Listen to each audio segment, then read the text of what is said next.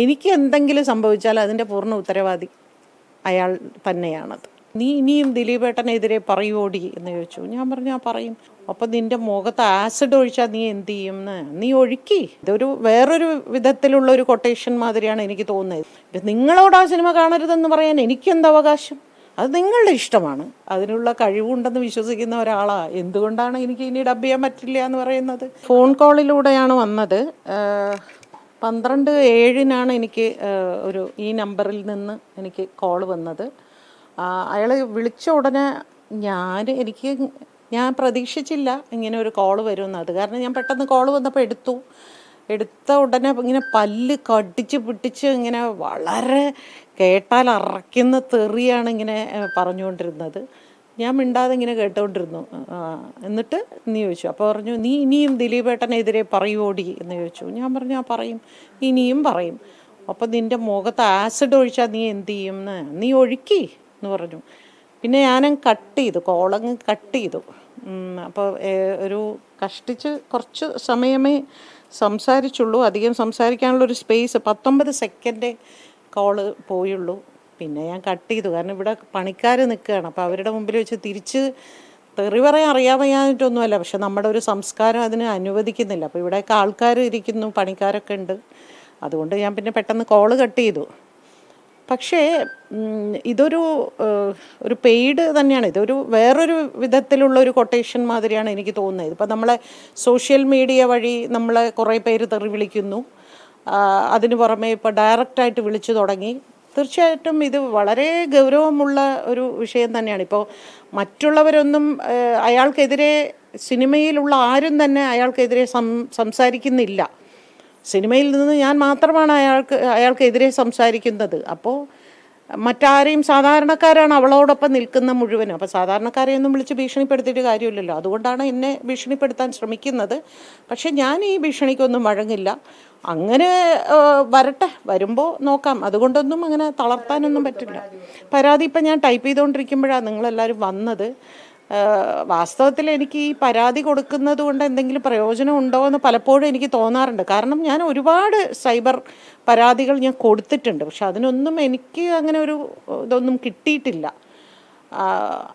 ആകെ വിജയ് പി നായരുടെ ഒരു വിഷയത്തിൽ മാത്രമേ അങ്ങനെ ഒരു ഇടപെടൽ ഉണ്ടായിട്ടുള്ളൂ. ബാക്കി നമ്മൾ സോഷ്യൽ മീഡിയ വഴിയോ, അല്ലെങ്കിൽ ഈ ഇടയ്ക്ക് ഒരു 7-8 മാസം മുമ്പ് എനിക്കൊരു ഭീഷണി കോൾ വന്നു. അതിനെതിരെ പരാതി കൊടുത്തിട്ട് അവർ പറഞ്ഞു വെസ്റ്റ് ബംഗാളിൽ നിന്ന് എവിടുന്നോ ആയിരുന്നു ആ കോള് വന്നത് എന്ന് പറഞ്ഞു. അതുപോലെ ഇതും ഞാൻ കൊടുക്കുക എന്നുള്ളത് എൻ്റെ ഡ്യൂട്ടി. അതുകൊണ്ട് ഞാൻ പരാതി കൊടുക്കുന്നു. അതിനേക്കാൾ ആളുകൾ അറിയട്ടെ എന്ന് കരുതിയാണ് ഞാൻ ഈ നമ്പർ സോഷ്യൽ മീഡിയയിൽ ഞാൻ ഇട്ടത്. ഇയാൾ ഫോൺ കട്ട് ചെയ്ത ഉടനെ എനിക്ക് വന്ന കോൾസ് എല്ലാം വിദേശത്ത് നിന്നായിരുന്നു. സൗദി അറേബ്യ, ദമാം, അങ്ങനെയുള്ള സ്ഥലങ്ങളിൽ നിന്ന് പടപടാന്ന് ഇതിൻ്റെ പിന്നാലെ ഇയാൾ കോൾ കട്ട് ചെയ്ത ഉടനെ വന്നു. അപ്പോൾ എനിക്ക് പെട്ടെന്ന് സംശയം തോന്നിയിട്ട് ഞാനതൊന്ന്, പക്ഷേ അത് ട്രൂ കോളറിൽ എനിക്ക് ഡേഞ്ചർ, ഫ്രോഡ് എന്നൊക്കെയാണ് കാണിക്കുന്നത്. അതുകൊണ്ട് ഞാൻ ആ കോൾസ് എടുത്തില്ല.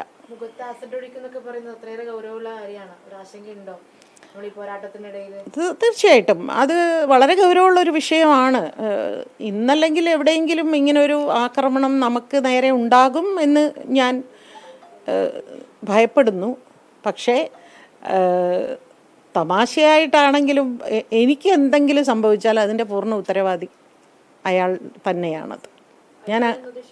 ദിലീപ് തന്നെയാണ്. കാരണം കൊട്ടേഷൻ കൊടുക്കാൻ വളരെ മിടുക്കനായതുകൊണ്ട് തന്നെ, അതിൽ നിന്ന് ഊരിപ്പോരാനും വളരെ മിടുക്കനായതുകൊണ്ട് തന്നെ തീർച്ചയായിട്ടും ഇതങ്ങനെ തന്നെയാണ് കരുതുന്നത്. അതല്ലെങ്കിൽ അയാൾ പൊതുസമൂഹത്തിൽ ഇറങ്ങി വന്ന അയാൾ ഓപ്പണായിട്ട് മാധ്യമങ്ങളുടെ മുൻപിൽ വെച്ച് അയാൾ പറയണം.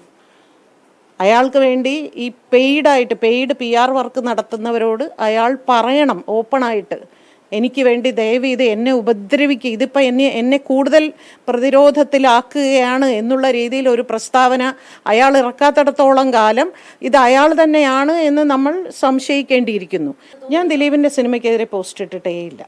അത് എൻ്റെ പേരിൽ ആരോ ഇട്ടിരിക്കുന്ന പോസ്റ്റാണ്. ആ പോസ്റ്റ് സ്ക്രീൻഷോട്ട് എടുത്ത് ഞാൻ പോലീസിന് ഞാൻ റിപ്പോർട്ട് ചെയ്തിട്ടുണ്ട്. ഇതെൻ്റെ പോസ്റ്റല്ല, എൻ്റെ പടം വെച്ച് ആരോ ഇടുന്ന ഒരു പോസ്റ്റാണ്. ഞാനത് വളരെ വ്യക്തമായിട്ട് ഞാൻ സോഷ്യൽ മീഡിയയിൽ എഴുതിയിട്ടുമുണ്ട്. എനിക്കൊരാളോട് സംസാരിക്കണമെങ്കിൽ ഞാൻ സംസാരിക്കും. അത് സംസാരിക്കാൻ എനിക്ക് പേടിയൊന്നുമില്ല.